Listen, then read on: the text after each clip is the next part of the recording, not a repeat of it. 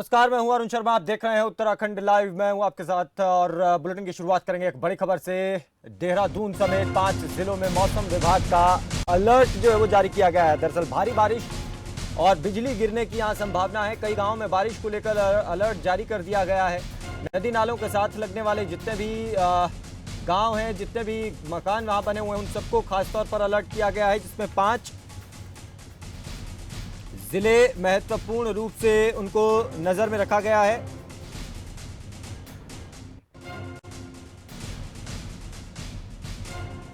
अगर बारिश यहां पर होती है, भारी बारिश और बिजली की संभावना जिस तरीके से जताई जा रही है, भारी नुकसान की भी उससे आशंका है। और इसी को मद्देनजर रखते हुए 5 जिलों में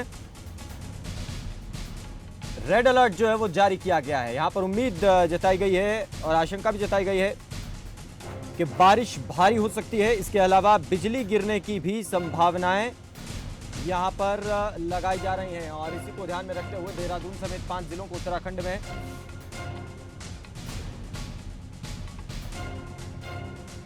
अलर्ट मोड पर रखा गया है। और ये जानकारी दी गई है कि यहां पर किसी भी तरीके से लोग ध्यान रखें। विक्रम सिंह है हमारे साथ, मौसम विभाग के निदेशक हैं, उनसे बात करेंगे। विक्रम जी नमस्कार। विक्रम जी सुन पा रहे हैं आप? जी जी नमस्कार। जी नमस्कार सर। हम समझना चाहेंगे आपसे मौसम को लेकर आने वाले ये अगले कुछ दिन जो हैं वो अलर्ट पर 5 जिलों को रखा गया है। कुछ आप इसके बारे में जानकारी दे सकते हैं, किस तरीके देखिए, का मौसम अलर्ट रहेगा? की जहां तक बात है वो 18 और 19 तारीख को रखा गया है। जी 18 और 19 तारीख को उत्तराखंड में अच्छी बारिश मिलेगी। अधिकांश जगहों में हल्की मध्यम बारिश तो मिलेगी ही, जी। साथ में जो हैवी या वेरी हैवी रेन्स है या हम्म, एक्सट्रीमली हैवी तक की भी है एक आध दुका जगहों में। खासकर जी। कुमाऊं रीजन के जो डिस्ट्रिक्ट है उसमें आप कह सकते हैं पिथौरागढ़, बागेश्वर, नैनीताल और चंपावत है। तो हम्म, इसमें आप देखेंगे जो 18 को है उस दिन हैवी रेन तो ज्यादातर डिस्ट्रिक्ट्स में मिलेगी कुमाऊं रीजन के, लेकिन जो मैंने डिस्ट्रिक्ट्स बोले हैं कुमाऊं हम्म, रीजन के, हम्म, तो उसमें वेरी हैवी या एक्सट्रीमली हैवी रेन्स भी 18 को देखने को मिलेगी। साथ में गढ़वाल रीजन की बात करें तो उसमें भी हैवी वेरी हैवी रेन्स उसमें भी मिलेगी 18 को भी। हाँ हाँ। तो उसमें चमोली है, रुद्रप्रयाग है, देहरादून है, हम्म, हरिद्वार है, हम्म। इवन पौड़ी है। तो ये डिस्ट्रिक्ट्स में 18 को हैवी वेरी हैवी रेन्स इनमें भी रहेगी। तो लोगों को 19 में आप जाएंगे तो 19 में भी इसी तरह की एक्टिविटी रहने वाली है। हाँ थोड़ी एक्टिविटी 19 को जो शिफ्ट करेगी वो गढ़वाल रीजन में ज्यादा रहेगी, हाँ लेकिन heavy very heavy rain Kumaon region में भी मिलती रहेगी 19 में भी। हाँ। और जो गढ़वाल रीजन है उसमें तो जैसे मैंने बोला कि बढ़ेगी थोड़ी एक्टिविटी, एक एक एक्सट्रीमली हैवी भी है, विक्रम वो भी सिंह, रहेगी एक जी। एक आखिरी सवाल मैं आपसे ये जानना चाहता हूँ कि लोगों को किस तरीके से ध्यान रखना है, खासतौर पर नदी नालों के साथ लगते गांव हो या वहां पर जो बिल्कुल रिहायशी इलाके? बिल्कुल। देखिए जो जो 2 दिन अच्छी एक्टिविटी है, तो जब जहाँ पर हिल्स में एक्सट्रीमली हैवी रेन्स हो जाती है तो कहीं ना कहीं लैंडस्लाइड की चीजें देखने को मिल जाती है। जी। तो जो भी हिल्स के डिस्ट्रिक्ट है उनको बिल्कुल ये 2 दिन चौकस हम्म रहना है। हम्म हम्म हम्म, इस तरह का कहीं भी लगता है कि जो है कोई लैंडस्लाइड वाली चीज दिख रही है या बोल्डर्स गिरना है तो ये तो जी बिल्कुल रोड्स बंद हो जाती हैं। तो जी ये चीजें जी। रहेंगी 2 दिन। तो लोगों को जब भी आवागमन करें या जो रह रहे हैं वहाँ लोग तो हाँ। थोड़ा सतर्क रहने की बिल्कुल जरूरत है। हम्म। साथ ही जो है जो नदी नाले हैं भी बड़े तेजी से पानी बढ़ता है, क्योंकि ये देखा गया है कि जो रेन है बड़ी शॉर्ट पीरियड में बहुत तेज बारिश मिल जा रही है। बिल्कुल सर। तो जो वो चीज है उससे कहीं ना कहीं एकदम जो जो फ्लो है गधेरों में या नदी नालों में हाँ वो बढ़ जाता है, और अगर आदमी चपेट में आए तो उसमें बिल्कुल एक्सीडेंट हो सकते हैं। हाँ। तो उससे भी सतर्क रहने की जरूरत है। हम्म। चलिए, बहुत शुक्रिया 20 विक्रम तारीख से सिंह। कमी आएगी जी ट्रेन में, 20 जी तक जी, बहुत बहुत कमी शुक्रिया सर, आएगी जी। बहुत शुक्रिया, आपने ये पूरी जानकारी दी। और अब मौसम को देखते हुए चीज़ों को बहुत ध्यान से देखने की ज़रूरत है और लोगों को सतर्क रहने की सख्त ज़रूरत है। आगे बढ़ेंगे। एक और बड़ी खबर आपको बता दें, सचिन पायलट देहरादून के एक दिन के दौरे पर जा रहे हैं और इसी को लेकर प्रेस कॉन्फ्रेंस जो है वो कर रहे हैं। तो बड़ी खबर हम आपको बता रहे हैं, महंगाई के मुद्दे पर सचिन पायलट की प्रेस कॉन्फ्रेंस। देहरादून के एक दिन के दौरे पर सचिन पायलट यहां पर पहुंचे हैं और महंगाई के मसले पर कांग्रेस पार्टी देश भर के अलग अलग जगहों पर प्रदर्शन कर रही है, अलग अलग तरीके से विरोध जता रही है और सरकार को घेरने की कोशिश कर रही है। तो दूसरी तरफ अब सचिन पायलट इसी कड़ी में देहरादून पहुंचे एक दिन के दौरे पर और महंगाई के मुद्दे पर सरकार को घेरने की योजना पर विचार हुआ, इसके बारे में उन्होंने जानकारी दी और प्रेस कॉन्फ्रेंस करके जानकारी वो दे रहे हैं।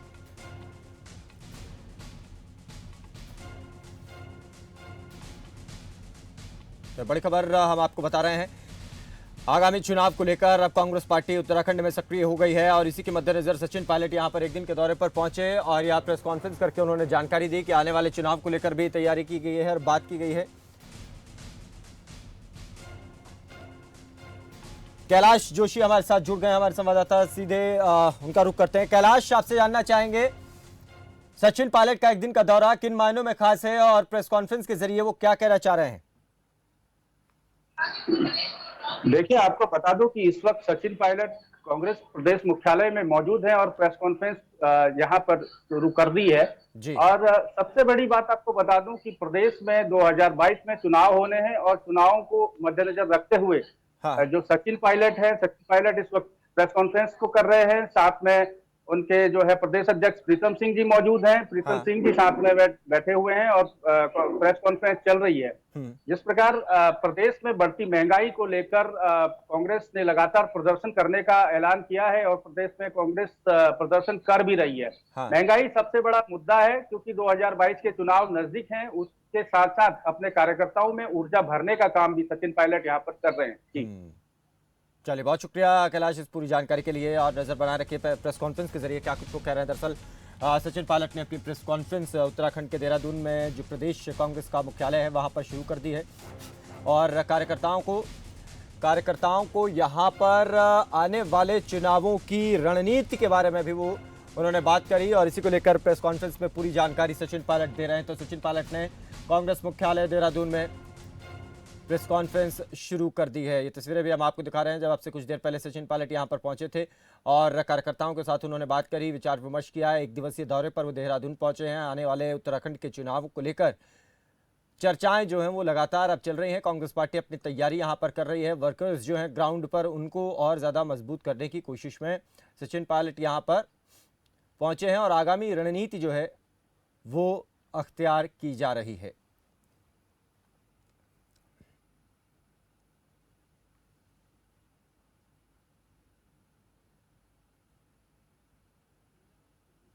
सहन करना पड़ रहा है, उस व्यक्ति की आवाज बनकर हम सड़कों पर उतरेंगे और केंद्र की सरकार को बेनकाब करने का काम, ये जिम्मेदारी हम लोगों की है।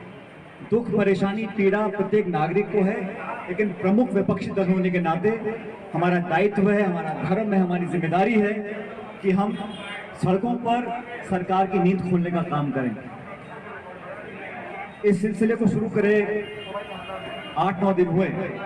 देश के तमाम सूबों में धरने किए, प्रदर्शन किए, पदयात्राएं करी, साइकिल पर मार्च करी, जलसे किए और इस बहरी गूंगी सरकार को उठाने का काम कांग्रेस के कार्यकर्ता। तो महंगाई को लेकर कांग्रेस पार्टी आगे घेरेगी और सरकार को घेरने का प्रयास करेगी और इसी को लेकर सचिन पायलट जो है कि देश में बहुत सारी दिक्कत है। कोरोना का सेकेंड वेव हम सब लोगों ने देखा और माननीय प्रधानमंत्री जी कुछ भी कहें उत्तर प्रदेश की सरकार की कमियों को छुपाने के लिए, लेकिन हम सब जानते हैं जो लापरवाही, जो अनदेखी, जो मिसमैनेजमेंट कोरोना के सेकेंड वेव में हुआ, उससे हजारों लाखों परिवार के लोगों को अपना परिजन खोना पड़ा। अस्पतालों में oxygen, remdesivir, ventilator, oxygen concentrator, अस्पताल में बेड, पूरे देश में हाहाकार मचा था। तब जबकि चेतावनी बहुत पहले से आ चुकी थी, तो गलतियां छुपाने के लिए कोई भी भाषण दे दे, लेकिन जो व्यक्ति रोज अपनी गाड़ी, स्कूटर, मोटरसाइकिल में पेट्रोल डीजल भरवाता है वो व्यक्ति जानता है। और उस बुजुर्ग ने मुझे क्या कहा, उन्होंने कहा सचिन जी बेरोजगारी हो गई है, अर्थव्यवस्था चौपट हो गई है, लेकिन पेट्रोल डीजल देसी घी से महंगा हो गया। मध्यम वर्ग का व्यक्ति, घर को चलाने वाली हमारी बहन गृहिणी, उस पर क्या बीत रही है, क्या इस सोचने का समय केंद्र सरकार को है। और मैं तथ्यों के आधार पर ये स्थापित करना चाहता हूं कि जो पेट्रोल डीजल के दाम बढ़े हुए हैं, आज पहली बार 250 शहरों के अंदर लगभग हर राज्य में 100 के पार पहुंच गया है पेट्रोल डीजल का दाम। ये कल्पना से परे था। हम भी सरकार में रहे, जब मनमोहन सिंह जी की सरकार थी और पेट्रोलियम मंत्रालय के अधिकारी आकर बोलते थे कि हमें दाम बढ़ाना है, हम सब कैबिनेट में विरोध किया करते थे। 25 पैसा नहीं बढ़ना चाहिए, 1 रुपया नहीं बढ़ना चाहिए। लेकिन आप आंकड़े सुनिए, इस साल सिर्फ 6 महीने में 66 बार दाम बढ़े हैं, 66 बार। जो अर्थव्यवस्था का संचालन केंद्र सरकार कर रही है पिछले 6-7 सालों में, और ये आंकड़े मेरे नहीं, सरकारी आंकड़े, 23 करोड़ लोग इस देश गरीबी रेखा से नीचे जा चुके हैं। 23 करोड़ लोग पिछले 7 साल में अग्रसर होने के बजाय, संपन्न होने के बजाय गरीबी रेखा से नीचे आ चुके हैं। कौन जिम्मेदार है? पूर्ण बहुमत आपके पास है, आपने सारे संस्थाओं पर कब्जा कर रखा है, दबाव की राजनीति आप कर रहे हैं, पूरी ताकत आपके पास है, लेकिन कब तक पिछली सरकारों को दोष देकर अपना पल्ला झाड़ते रहेंगे? ये सवाल देश पूछ रहा है, ये आम नागरिक पूछ रहा है, कांग्रेस पार्टी पूछ रही है।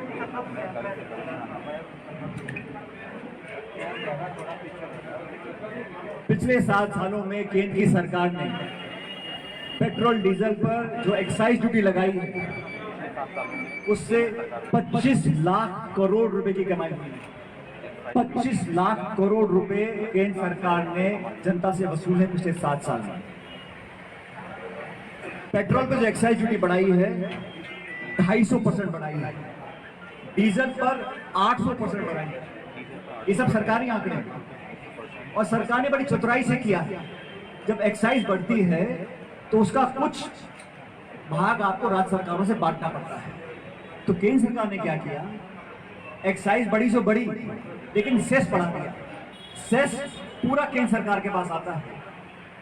लोग कहते हैं कि भाई जो एक्साइज ड्यूटी लगती है या जो हम टैक्स देते हैं उसका कुछ पोर्शन राज्य सरकारों के पास जाता है, लेकिन सरकार ने, केंद्र सरकार ने चतुराई से, और समझने वाली बात है कि एक्साइज बड़ी से बड़ी क्योंकि उसका कुछ आंशिक हिस्सा राज्य सरकारों से बांटते हैं, लेकिन सेस जो लगाया है, अब सेस पे सुनिए, भारत सरकार ने पेट्रोल पे जो सेस लगाया है प्रति लीटर, जो सरकार लेती है केंद्र सरकार, वो 33 रुपए है, और डीजल पे प्रति लीटर जो सेस सरकार रही है केंद्र की, वो 32 रुपए है।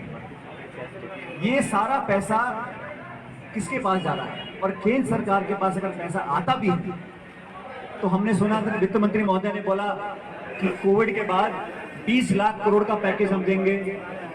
कोरोना वैक्सीन के लिए 30,000 करोड़ रुपए के उन्होंने अलग प्रावधान किया था। ना तो वैक्सीन आई, लोगों को दुख का सामना करना पड़ा, कठिनाई का सामना करना पड़ा, और जो हमारे लघु उद्योग हैं, छोटे इंडस्ट्रियल हैं, फैक्ट्रीज हैं, उनको किसी को पैसा नहीं मिला। बड़े बड़े देशों में अधिकांश। बड़ी खबर, सचिन पायलट प्रेस कॉन्फ्रेंस कर रहे हैं देहरादून में कांग्रेस पार्टी के मुख्यालय पर, और सरकार को घेरने का प्रयास, महंगाई के मुद्दे पर, पेट्रोल डीजल के मुद्दे पर प्रयास कर रहे हैं ताकि सरकार को घेरा जा सके और आगामी चुनाव से पहले रणनीति अख्तियार की जा सके और ऐसा माहौल बने, और महंगाई के माहौल को लेकर ही राज्य सरकारों में और राज्य के चुनावों में कांग्रेस पार्टी अपने लिए कुछ माहौल बना सके। उसी को लेकर सचिन पायलट आज देहरादून एक दिन के दौरे पर पहुंचे थे और प्रेस कॉन्फ्रेंस करते हुए पूरी जानकारी दे रहे हैं किस तरीके से कांग्रेस पार्टी आगे रुख अपनाएगी।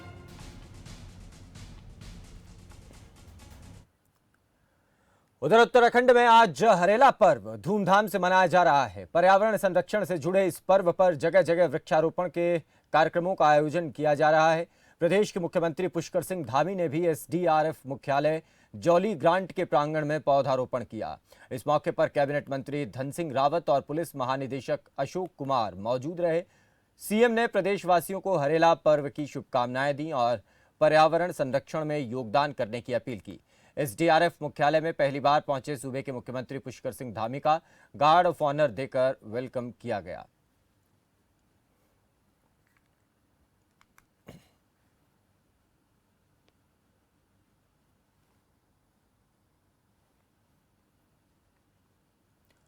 तो हरेला पर्व पर पौधारोपण के कार्यक्रम जगह जगह किए जाते हैं और बड़े उल्लास के साथ ये पर्व जो है उत्तराखंड में मनाया जाता है। और उसी कड़ी में मुख्यमंत्री धामी यहाँ पर पहुंचे थे और उन्होंने कार्यक्रम की शुरुआत भी करी और एसडीआरएफ मुख्यालय पर उन्होंने पौधे लगा करके इस उत्सव को मनाया।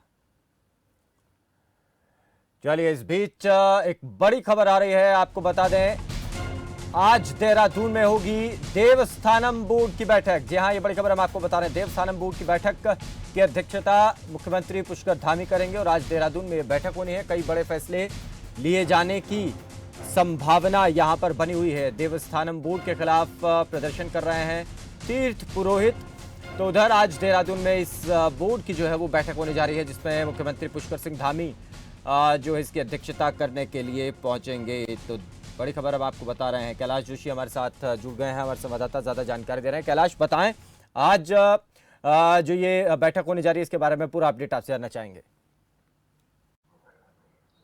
देखिए, देवस्थानम बोर्ड को लेकर अगर हम बात करें तो देवस्थानम बोर्ड जो यहाँ उत्तराखंड में जो चार धाम के जो मंदिर है, बद्रीनाथ, केदारनाथ, गंगोत्री, यमुनोत्री, इनको लेकर गठित किया गया था जी। और उसको लेकर जो देवस्थानम बोर्ड बनाया गया था उसको लेकर तीर्थ पुरोहितों में जो है काफी आक्रोश है, गुस्सा है। वो नहीं चाहते कि देवस्थानम बोर्ड का गठन हो और उसी सिलसिले में लगातार तीर्थ पुरोहित जो है आंदोलनरत है। और आज जो है देवस्थानम बोर्ड के मसले को लेकर मुख्यमंत्री की अध्यक्षता में एक बैठक होनी है।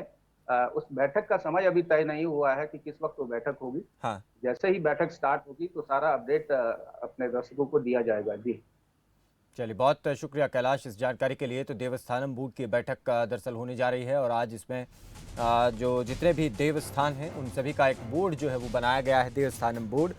लेकिन जो तीर्थ पुरोहित हैं वो इसके खिलाफ प्रदर्शन कर रहे हैं।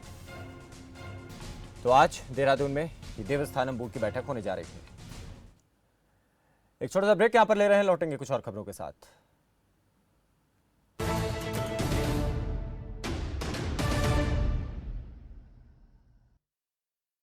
ये कहानी है निखिल की, DSEU स्किल यूनिवर्सिटी का एक स्टूडेंट। Hi guys. हाय। ये क्या चल रहा है? यार हम ना कोविड पेशेंट्स के लिए फंड्स इकट्ठा कर रहे हैं। बट फंड्स का करोगे क्या? यार एक्चुअली हमने सोचा है कि किसी NGO में दे देंगे। फंड्स किसी NGO को देने से अच्छा क्यों ना हम यही हेल्प करें। हम करेंगे क्या? तो निखिल ने सोचा जो स्किल उसने यूनिवर्सिटी में सीखा उसका फायदा उठाया जाए। चलो कुछ करते हैं। फिर सोसाइटी प्रेसिडेंट से करके बाद उसने की शुरुआत। Let's do it. जो भी स्किल उसने अपने कोर्स में पाया उसे अपनाया।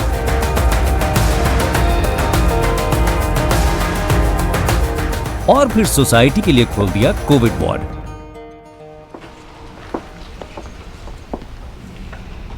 Well done Nikhil. भाई मानना पड़ेगा, जब खिलकर निकलता है स्किल तो सलाम करता है हर दिल। DSEU इंडिया की पहली स्किल एंड एंटरप्रेन्योरशिप यूनिवर्सिटी, जहां ऐसे कोर्सेज में हैं डिग्रीज और डिप्लोमाज जो बेटर फ्यूचर की ओर ले जाएंगे आपको। तो एडमिशन के लिए अप्लाई कीजिए। स्किल है तो नहीं कुछ मुश्किल है। शहर जो कभी रुकता नहीं, न रुकती है खबरों की रफ्तार। मंत्री से संतरी, पहर दर पहर, हर वो खबर जिसका पड़ता है असर। मेरा शहर मेरी खबर, देखिए सिर्फ खबर फास्ट पर। आप रोगों से परेशान हो या अंग्रेजी दवाओं से, विभिन्न प्रकार के टेस्टों से परेशान हैं या डॉक्टरों से, किसी भी प्रकार के रोगों के समाधान के लिए एक बार आइए नाड़ी वैद्य काया क्लब और पाइए अपने सभी रोगों का आयुर्वेद में सही इलाज।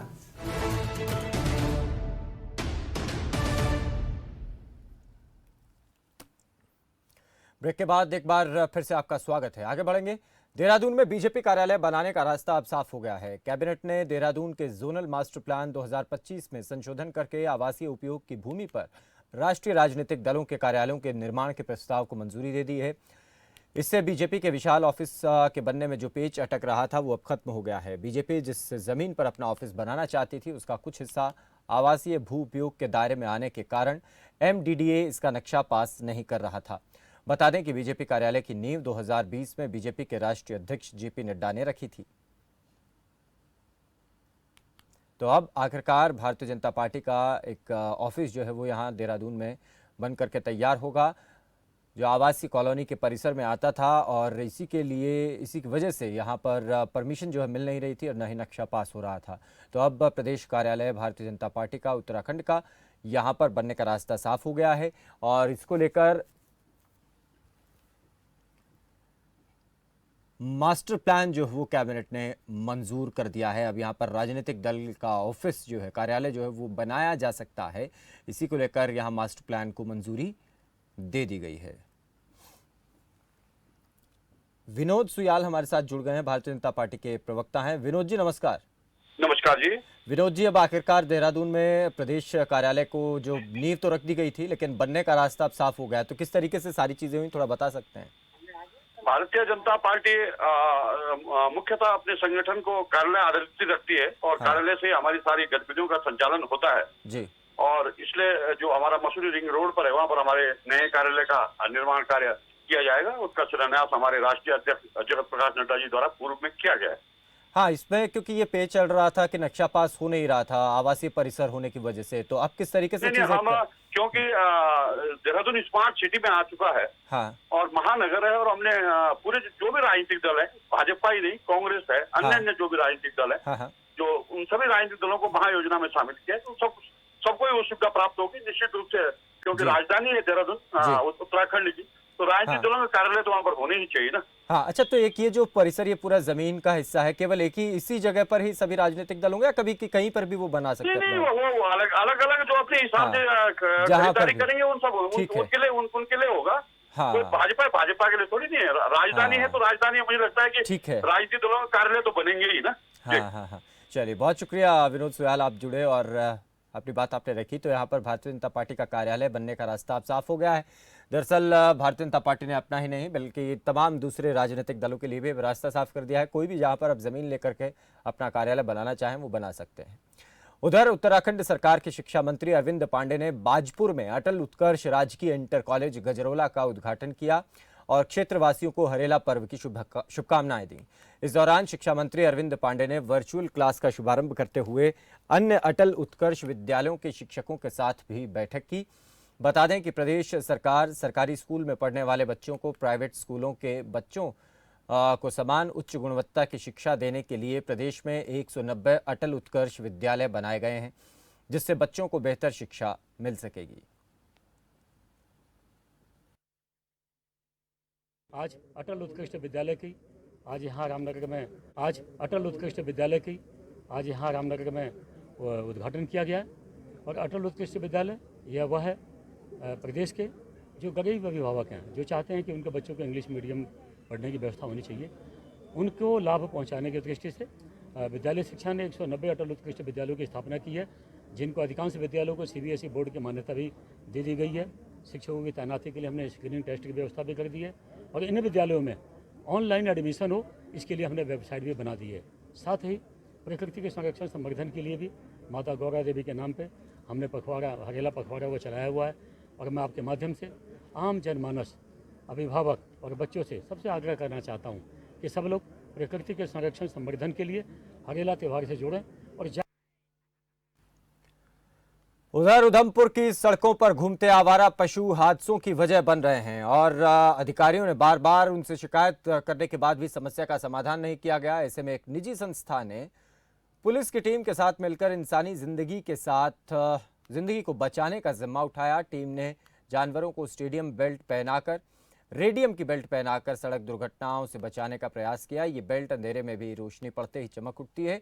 ऐसे में वाहन चालक सावधान हो जाते हैं और समय रहते वाहन नियंत्रित कर सकते हैं। टीम की पहल के बाद नगर निगम में नवनियुक्त नगर आयुक्त आकांक्षा वर्मा ने आवारा जानवरों को रखने के लिए जगह की तलाश के निर्देश भी दे दिए हैं। तस्वीरें आप देख सकते हैं कि इधर ये रिफ्लेक्टिव कॉलर्स हैं, तो जो रेडियम है, रेडियम पे अगर लाइट पड़ती है ना तो ये चमकती है। तो हमारा मोटिव यही था कि इस रेडियम के कॉलर्स बनाए जाएं और इन गायों को पहनाए जाए।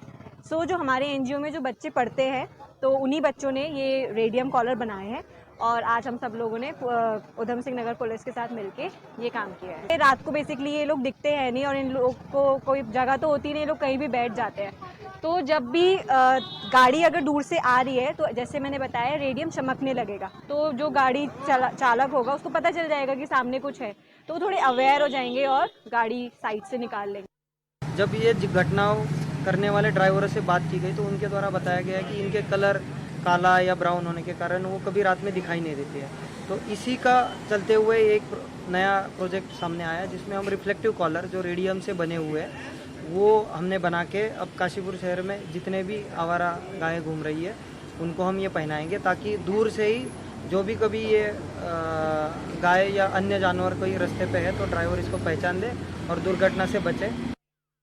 क्या कहते गाय है, भैंस है, इनके लिए क्या कहते जो हमारा गांधी आश्रम है उनसे हम लोगों ने मीटिंग भी बाकायदा की हुई है। अभी ऐसा है जितने भी हमारे गौ संरक्षण की यहाँ पे टीम बनी हुई है, कुछ NGOs भी हैं जो इस क्षेत्र में काम कर रही हैं, उन सभी के साथ एक हम लोगों ने टीम गठित की है। जब भी ऐसी कोई प्रकरण आती है, कोई भी आवारा पशु है जो अगर वो घायल पाया जाता है सड़क पे, तत्काल वहाँ पे हमारी टीम पहुँचती है, उसको गांधी आश्रम हम ले जाते हैं और जो हमारे वेटनरी ऑफिसर हैं उनके द्वारा भी उसको ट्रीट किया जाता है। ऋषिकेश के नामी सर्राफा व्यापारी की पत्नी के ठगी करने वाले पाखंडी बाबा को मजिस्ट्रेट ने 3 दिन की न्यायिक हिरासत में भेज दिया है। बता दें कि पाखंडी बाबा ने महिला से इलाज के नाम पर लाखों की ठगी को अंजाम दिया था। व्यापारी की शिकायत पर पुलिस ने 11 जुलाई को पाखंडी को हरियाणा से गिरफ्तार किया था और अब 18 जुलाई तक पाखंडी पुलिस हिरासत में रहेगा। पुलिस आगामी कार्रवाई कर बाबा के ठिकानों पर छापेमारी करेगी।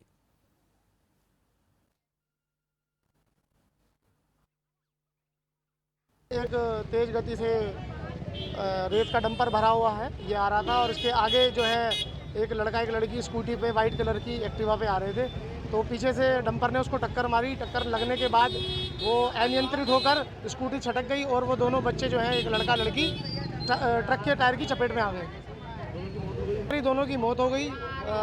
डंपर चालक बता जरा नशे डंपर चालक ने शराब पी हुई थी। जब उसको उतारा डंपर से, उससे बातचीत करी तो अब बेहोशी की हालत में था और नशे की हालत में था। चलिए इसी के साथ इस बुलेटिन में फिलहाल इतना ही। दीजिए इजाजत, नमस्कार। आप देख रहे हैं खबर फास्ट।